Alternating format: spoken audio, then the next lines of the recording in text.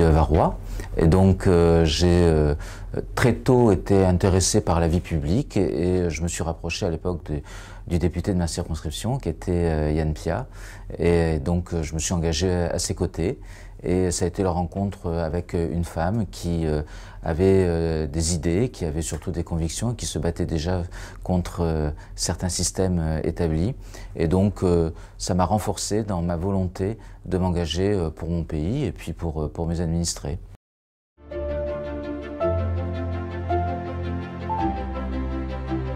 J'ai été confronté très tôt finalement à ce qu'il y a de pire en politique, puisque vous savez tous combien la chose a été compliquée puisque Yann Piat a été assassiné.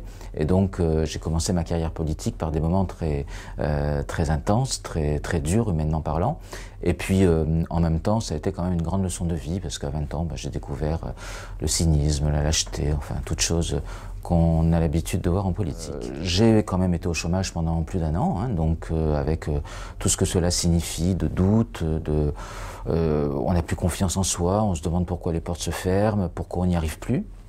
Et puis il y a une personne qui m'a tendu la main, c'est Guy Tessier. Et pendant 25 ans, nous avons cheminé ensemble.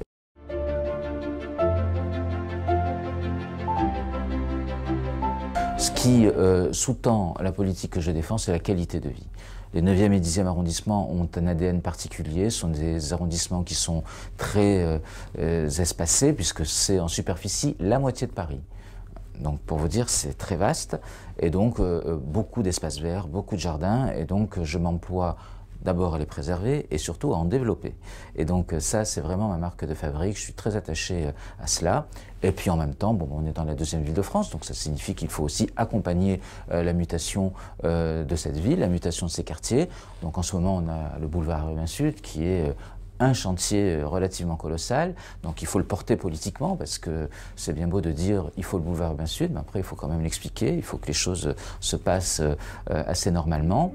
Et puis en même temps c'est aussi la desserte de ces quartiers par des transports en commun modernes, donc là on a le dossier du tramway qui avance.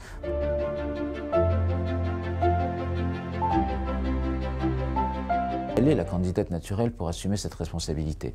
Pour plusieurs raisons. D'abord parce que politiquement, elle a su montrer qu'elle avait la capacité à gérer une grande institution comme le département, mais en même temps, on a tous bien compris qu'il y a de la part du gouvernement la volonté de fusionner la métropole et le département.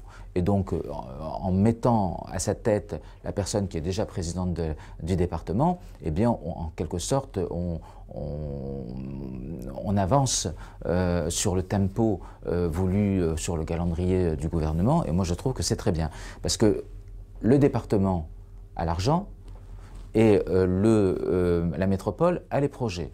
Le fait d'avoir les deux qui se réunissent, je pense que nous devrions très largement en bénéficier, pour Marseille notamment, mais pour l'ensemble du territoire métropolitain.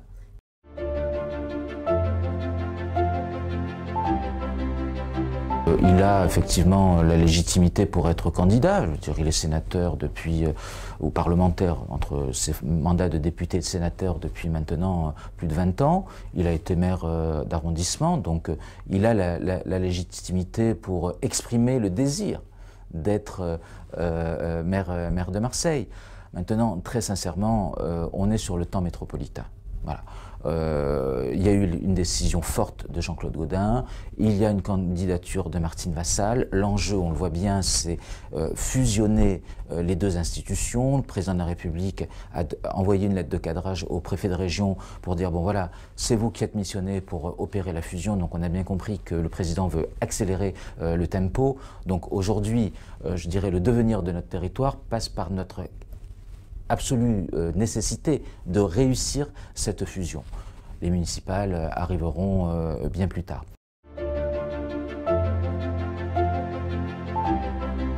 Les partis politiques traditionnels aujourd'hui, à dire vrai, ont beaucoup de mal à organiser une réflexion politique hors cadre du parti. Voilà. Et or on voit bien que pour intéresser aujourd'hui tous les citoyens à la chose publique, il faut sortir un peu de ces cadres partisans, parce que les gens ont une sorte de défiance vis-à-vis des partis politiques, quels qu'ils soient d'ailleurs. Et donc, il faut, pour débattre avec la société civile, pouvoir justement s'ouvrir sur l'extérieur. Ça a été le sens de ma démarche. Nous avons fait un certain nombre de débats, nous allons en faire encore un au mois d'octobre sur la propreté. J'alterne sur des débats très concrets, très pratiques, et puis d'autres qui sont quelquefois un peu plus larges. Mais je pense que c'est nécessaire. De toute façon, ça nourrit le débat politique, ça nourrit la réflexion. C'est de toute façon le sens même de la politique, théoriquement. Voilà. Je vois que finalement, mon initiative fait des petits, puisque si j'ai bien compris, nous sommes un certain nombre de mes collègues à vouloir se lancer dans la démarche.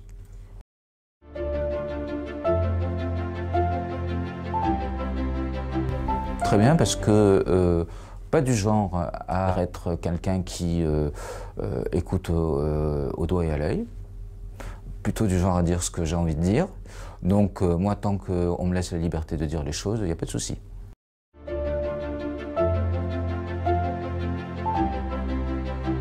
Ça nous inquiète forcément, d'abord comme toujours avec le président Macron, c'est-à-dire que on fait des annonces, on les décline localement et on dit aux acteurs locaux de financer des annonces nationales. Donc bon, c'est vrai pour les collectivités locales, c'est vrai pour les bailleurs sociaux. En clair, on réduit les APL, mais c'est les bailleurs sociaux qui vont financer cette baisse des APL. Bon, tout ça, quand on n'y connaît pas grand-chose, ça peut apparaître comme anodin, sauf que ça a des répercussions très concrètes sur le budget des bailleurs sociaux. Et donc, on sent bien que pour Emmanuel Macron, l'idée c'est de fusionner les bailleurs sociaux, de n'avoir plus qu'un ou deux grands bailleurs sociaux et de faire en sorte que ce soit eux qui financent la politique du logement social, en partie. Bon, tout ça va avoir des conséquences parce que il y a des bailleurs sociaux qui ont les épaules larges et puis il y en a qui ne les ont pas.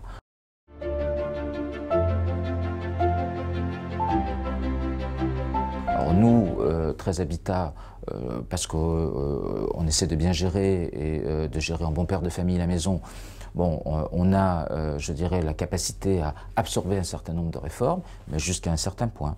Donc nous allons avoir le congrès des HLM qui va se tenir à Marseille dans une quinzaine de jours, 3 semaines.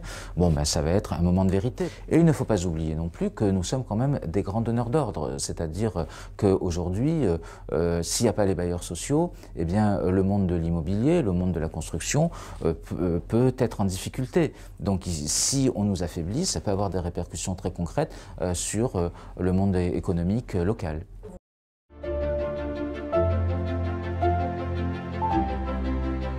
C'est de faire en sorte qu'il y ait une meilleure collaboration entre le préfet de police d'une part et ses services et les services de 13 Habitat dans la réactivité lorsqu'il y a des problématiques qui se posent dans nos cités, dans l'échange d'informations aussi qui permettent au préfet de police et à ses services d'élucider un certain nombre d'affaires, que ce soit des trafics ou autres.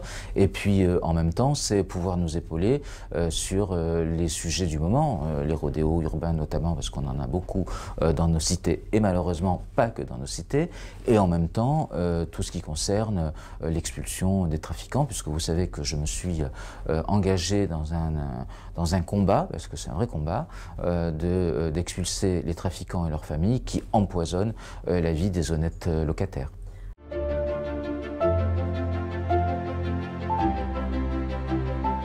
Non, parce que je pense que quand vous avez un jeune, moins jeune d'ailleurs, mais un jeune qui s'engage dans l'armée, c'est pas pour assurer de faire des actions de maintien de l'ordre.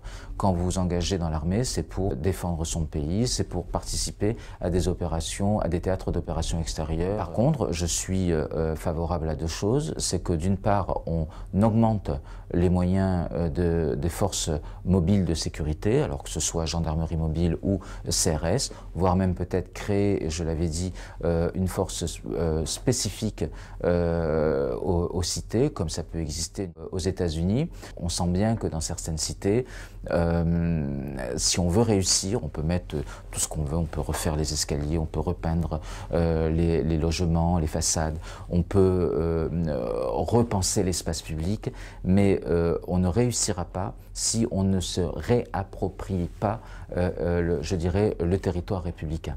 Et pour se le réapproprier, eh bien, il faut tenir les cités. Et pour cela, eh bien, il faut être puissamment équipé, puissamment armé, et ne pas faire du touch and go, c'est-à-dire venir et repartir. Donc, il faut des forces qui s'installent dans la cité. Ça ne veut pas dire qu'elles doivent être H24 pendant 365 jours, mais il faut bien montrer que le territoire, il a été repris par les forces de l'ordre. Et ça, il n'y a que des gens aguerris.